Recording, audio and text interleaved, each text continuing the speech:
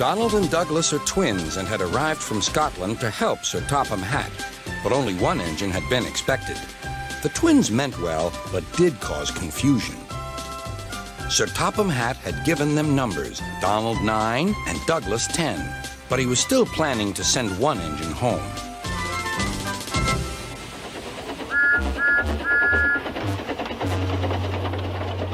There was a brake van in the yard that had taken a dislike to Douglas.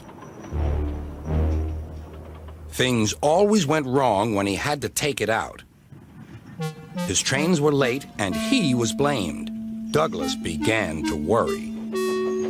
Donald, his twin, was angry. "You're a muckle nuisance," said Donald. "It's to leave you behind I be wanting."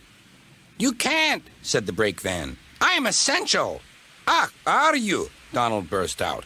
"You're nothing but a screeching and a noise when all's said and done. Spite doggy, would you? Take that!" "Oh! Oh!" cried the van. "There's more coming should you misbehave." The van behaved better after that. Until one day, Donald had an accident. The rails were slippery. He couldn't stop in time.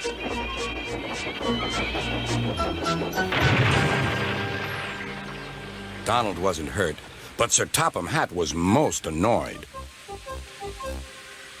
"I am disappointed, Donald. I didn't expect such clumsiness from you.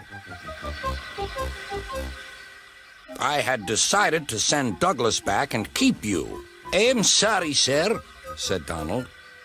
"I should think so, too. You have upset my arrangements. Now, James will have to help with the goods work while you have your tender mended. James won't like that." Sir Topham Hatt was right. James grumbled dreadfully about extra work.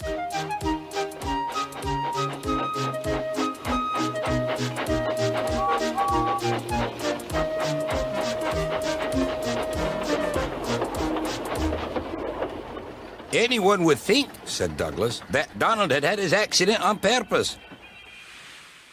I hear tell about an engine and some tar wagons." "Shut up," said James. "It's not funny." He didn't like to be reminded of his own accident.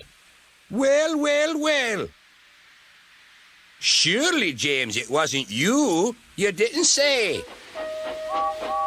James didn't say. He slouched sulkily away.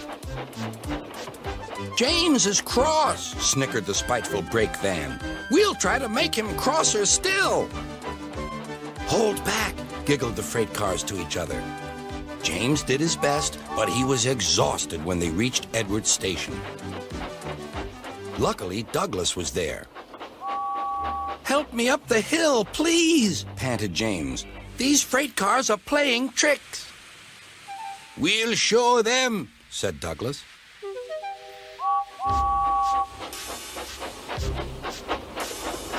Slowly but surely, the snorting engines forced the freight cars up the hill.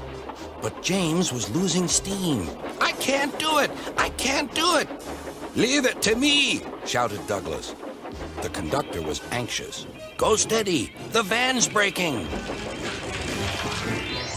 The van was in pieces.